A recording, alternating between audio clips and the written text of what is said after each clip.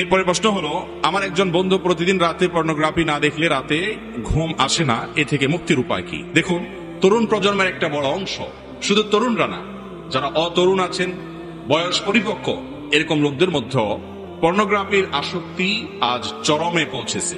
ঘরে ঘরে জনে জনে এই রোগটা, এমনকি পুরুষদের পাশাপাশি নারীদের মধ্যেও। ভাইরা আমার, ভেতরে ভেতরে আমাদেরকে শেষ করে দিচ্ছে এই পর্নোগ্রাফির কারণে। এই সমস্ত বাজে নেশা এবং এডিকশনের কারণে ঘরে ঘরে স্বামী স্ত্রীর মধ্যে কোনো ভালোবাসা নাই, সম্প্রীতি নেই। যারা এগুলোতে আসক্ত হয়, সবচেয়ে নগদ শাস্তি হলো তাদের দাম্পত্য জীবনের সুখ শান্তি প্রায় অলমোস্ট হারাম হয়ে যায়। যে যুবক পর্নোগ্রাফি দেখতে দেখতে দেখতে দেখতে সে ক্লান্ত, এটা তার মধ্যে নেশায় পরিণত হয়ে গেছে, তার উপর আল্লাহর পক্ষ থেকে সবচেয়ে বড় শাস্তি হলো দাম্পত্য জীবনে স্ত্রীর সাথে তার কোনো ভালোবাসা হয় না। এটা অভিজ্ঞতা প্রমাণ করে, অসংখ্য অজস্র অভিজ্ঞতা এর জন্য রয়েছে।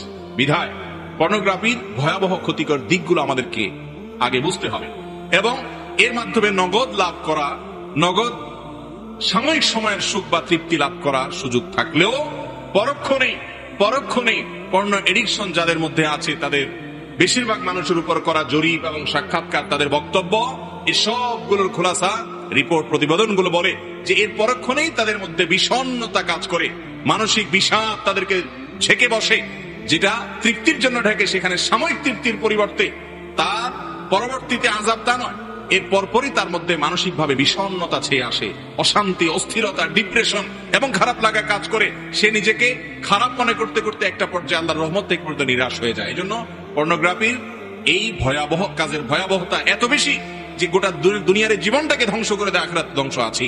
এই জন্য ভাইরা আমার, আগে বুঝতে হবে যে এটা কত ডেঞ্জারাস বিষয়। এটা থেকে বাঁচতে চান, কয়েকটা স্টেপ নেবেন, কয়েকটা পদক্ষেপ নেবেন। নাম্বার এক নম্বর পদক্ষেপ হলো যে এটার মাধ্যমে আপনার ভবিষ্যৎ ধ্বংস হয়ে যাবে, আপনার পারিবারিক জীবন, দাম্পত্য জীবন শেষ হয়ে যাবে, আপনার কোনো কিছু ভালো লাগবে না, বিষণ্ণতা, বিষাদের মধ্যে আপনি ভোগ করবেন। এটি নিশ্চিত জেনে রাখবেন, এই ভয়াবহতা মাথায় আপনি ভালো করে ঢুকিয়ে রাখেন, সহজ হবে আপনার বেঁচে থাকা। এর ভয়াবহতা সম্পর্কে জানার চেষ্টা করবেন। অনেক বই বাজারে বের হয়েছে, অস্ট্রেলিয়ান একজন লেখকের বই বাংলা অনুবাদ হয়েছে, আমি বইটার নাম ভুলে গেছি, কিন্তু এই আসক্তি থেকে বাঁচার জন্য অসম্ভব উপকারী। সে বইটা সহ আরো যে সমস্ত বই পড়তে পারে। নাম্বার 2, মোবাইলে যে সমস্ত ডিভাইসের মাধ্যমে হারাম জিনিস দেখার অভ্যাস আছে, সেই সমস্ত ডিভাইসগুলোতে ফরম্যাট দিয়ে ফেলেন। সবসময় ফরম্যাট দিতে পারবেন না। যখন ইমানে জোয়ার আসবে, কিছু কিছু সময় আছে যে আল্লাহর ভয় অন্তরে ঢেউ খেলতে থাকে, যখন আসবে ওই সুযোগের সাথে সাথে সবকিছু মোবাইল থেকে ক্লিয়ার করে ফেলবেন। এবং যেই সমস্ত সাইটে, নেটে, সোশ্যাল মিডিয়াতে, যে সমস্ত জায়গায় গেলে আপনি এগুলো থেকে বাঁচতে পারেন না, সেগুলো থেকে আপনার সম্পর্ক ছিন্ন করতে হবে। এবং বেশি না, মাদকাসক্ত মানুষকে যেরকম একটা সময় মাদক নিরাময় কেন্দ্রে নিয়ে রাখলে এবং বিশেষভাবে ট্রিটমেন্ট করলে সে মাদক আসক্তি থেকে বেরিয়ে আসতে পারে, এই পর্ণ আসক্তি, এডিকশন যাদের মধ্যে আছে, তাদেরও বের হয়ে আসার জন্য সামান্য কিছুদিন একটু স্ট্রাগল করতে হবে। কথার কথা, নেট আছে এরকম মোবাইলের সাথে আপনি সংবিচ্ছিন্ন করলেন, আপনি বাটনওয়ালা কম দামের ছোট একটা মোবাইল নিলেন শুধুমাত্র কল ধরা এবং কল করার জন্য, নেট থেকে বিচ্ছিন্ন থাকবেন, বেশি না 1-1.5 মাস 2 মাস, বা যার যতটুকু তৌফিকে কুলা। এর মাধ্যমে দেখবেন আস্তে আস্তে আস্তে আস্তে আপনার মাথা থেকে এটা ঝেড়ে চলে যাবে। এটা একেবারে নিশ্চিত। যদি আপনি 1-2 মাস অন্তত যে সমস্ত মোবাইলের কারণে, যে সমস্ত ডিভাইসের কারণে, যে সমস্ত নেটের পেজের সাথে আপনার কানেকশনের কারণে পর্ণ আসক্তি আপনার মধ্যে আছে, এগুলো দেখার সুযোগ তৈরি হয়, সেগুলো থেকে আপনি নিজেকে বিচ্ছিন্ন করে ফেলেন।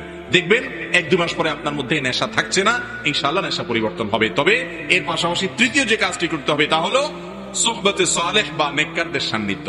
বিশেষ করে জেনা এবং জেনা জাতীয় যে অপকর্ম আছে, এই যে পর্ণ আসক্তি, এটা চোখের জেনা। নবী করিম সাল্লাল্লাহু আলাইহি ওয়াসাল্লাম বলেছেন, জেনাল আইনি আন নজর, চোখের জেনা হলো চোখ দিয়ে দেখা। আপনি যতক্ষণ দেখছেন ততক্ষণ আপনি জেনা করছেন। আর জেনা এমন একটা অপরাধ, লা ইয়াজনি জানি হিনা ইয়াজনি ওয়া হুয়া মুমিন। ইমানদার যদি জেনায় লিপ্ত হয়, তাহলে যতক্ষণ সে জেনায় থাকে ততক্ষণ তার থেকে ইমানকে ছিনিয়ে নেওয়া হয়, ততক্ষণ সে মুসলমান থাকে না, ইমানদার থাকে না। এরপরে সেখান থেকে সে ফিরে আসার পরে তার মধ্যে ইমান আবার আসে। এত ডেঞ্জারাস অপরাধ। এই জন্য অপরাধ করতে করতে মওত হলে বেঈমান হয়ে মৃত্যুবরণ করার আশঙ্কা আছে। এই জন্য সুহবতে সালেহ বা আল্লাহর নেককার বান্দা, আমলদার, খাঁটি ইমানদার। আপনি যুবক, অনেক যুবক আছেন, পরিমাণে কম হলেও আছে, যারা 5 ওয়াক্ত নামাজ শুধু পড়েন তা নয়, সকল হারাম থেকে বেঁচে থাকার চেষ্টা করেন। তাদের সাথে বন্ধুতা করবেন, তাদের সাথে যোগাযোগ রাখবেন, তাদের সাথে আপনি যত বেশি উঠা বসা করবেন, নেককারদের সোহবতে যত বেশি যাবেন, তত বেশি দেখবেন ভালো পরিবেশে গেলে আপনার মধ্যে এডিকশন কমতে থাকবে ইনশাআল্লাহ। নাম্বার 4 নম্বর, পর্ণ আসক্তি থেকে মুক্তি লাভের জন্য বিশেষভাবে আপনাকে নির্জনতা পরিহার করতে হবে। মাস্টারবেশনের যে বদভ্যাস, হস্তমৈথুনের যে বদভ্যাস, সেখান থেকেও মুক্তি লাভের জন্য এই ফর্মুলাগুলো অত্যন্ত কার্যকর। আমি ব্যক্তিগতভাবে বহু যুবকের কথা জানি, যে যুবকরা হয়তো তাদের এই সমস্ত পাপাচারে লিপ্ত ছিলেন, কিন্তু একটা সময় তারা এই পরামর্শগুলো মেনে তাদের জীবনকে পরিবর্তন করেছেন, আলহামদুলিল্লাহ। অতএব 4 নম্বরে আমলটা মাস্টারবেশনে যারা আসক্ত এবং যারা পর্নোগ্রাফিতে আসক্ত তাদের জন্য উপকারী, সেটা হলো যে নির্জনতা পরিহার করতে হবে। কারণ এগুলা নির্জনে মানুষ দেখার সুযোগ পায়। যথাসম্ভব একাকী থাকবেন না, মানুষের মধ্যে থাকবেন। যেখানে থাকবেন সেখানে অন্য মানুষ আপনার কক্ষে ঢুকাবেন। যত বেশি নির্জনতা অ্যাভয়েড করতে পারবেন তত বেশি ইজি হবে। আর সবচেয়ে কার্যকর হলো ওইটি যে 2-3 মাস আপনি এইগুলোর যত মাধ্যম আছে এগুলো থেকে দূরে থাকেন। দেখেন আল্লাহ রাব্বুল আলামিন বলেছেন, ওয়ালা তাকরাবুজ জিনা, তোমরা জেনার কাছেও যেও না। কেন বলেছেন? কারণ আল্লাহ জানেন জেনা এমন একটা পাপ যে কাছে গেলে পতিত হয়। আপনি যদি সোশ্যাল মিডিয়ার মাধ্যমে এই এডিকশনটা আপনার মধ্যে এসে থাকে, তাহলে সোশ্যাল মিডিয়া থেকে দূরে যেতে হবে, জেনা থেকে দূরে যেতে হবে, তাহলে আপনি রক্ষা পাবেন। আপনি ওখানে থেকে নিজেকে বাঁচিয়ে রাখাটা কঠিন। এই জন্য যেই ডিভাইস এগুলো আছে সেই ডিভাইস পরিবর্তন করা, নেট থেকে দূরে সরে আসা, এগুলো জরুরি। তো 4 নম্বর যে আমলটা বলেছিলাম যে নির্জনতা পরিহার, আর 5 নম্বর হলো আল্লাহর কাছে বিশেষভাবে পানাহ চাওয়া, আল্লাহর কাছে বিশেষভাবে দোয়া চাওয়া যে আল্লাহ আপনি আমাকে রক্ষা করেন এবং হেফাজত করেন। কোন মুসলমানের যদি হিম্মত থাকে যে আমি বদভ্যাস ছাড়বো, আল্লাহর জমিনে এমন কোন বদভ্যাস নাই, এমন কোন খারাপ কাজ নাই যেটা মানুষ ছাড়তে পারে না। সাহাবায়ে কেরাম রিদওয়ানুল্লাহি তাআলা আজমাইন মদ হারাম হওয়ার আগ পর্যন্ত তাদের অনেকেই, আগে যেহেতু মানুষ মদ পান করতো, সমাজের সবাই মদ পান করতো এবং আল্লাহর পক্ষ থেকে হারামের ঘোষণা আসেও নাই, হালাল ছিল অর্থাৎ হারাম ছিল না, তখন তারা অনেকে মদ পানে অভ্যস্ত ছিলেন। কিন্তু যখন হারাম ঘোষণা আসলো, সঙ্গে সঙ্গে মদের সমস্ত ভার তারা ছুঁড়ে ফেলে দিল। দীর্ঘদিনের বদভ্যাস তারা ত্যাগ করতে তাদের সময় লাগেনি সেরকম বেশি। মোহতারাম হাজরিন, ইমানদার যার জান্নাতের প্রত্যাশা আছে, তার দরকার হলো শুধুমাত্র সিরিয়াসনেস। তিনি যদি চেষ্টা করেন, হিম্মত করেন, সৎসাহস করেন, এটাই তো বীরত্ব, এটাই তো বাহাদুরি। বীরত্ব তো গায়ের জোরে না, বীরত্ব তো মানুষের শরীরের দাপটের মাধ্যমে না। বীরত্ব হলো বদভ্যাস এবং খারাপ কাজ থেকে নিজেকে বাঁচিয়ে রাখা, নিজেকে কন্ট্রোল করতে পারা যে আমি এই জায়গায় যাব না। আল্লাহ তাআলা আমাদের সবাইকে যাবতীয় বদভ্যাস থেকে এবং পাপাচার থেকে, বিশেষ করে পর্নোগ্রাফির আসক্তিতে আমাদের যে সমস্ত ভাই বোনরা আক্রান্ত, আল্লাহ তাআলা তাদের সবাইকে এখান থেকে বেরিয়ে আসার তৌফিক দান করুন।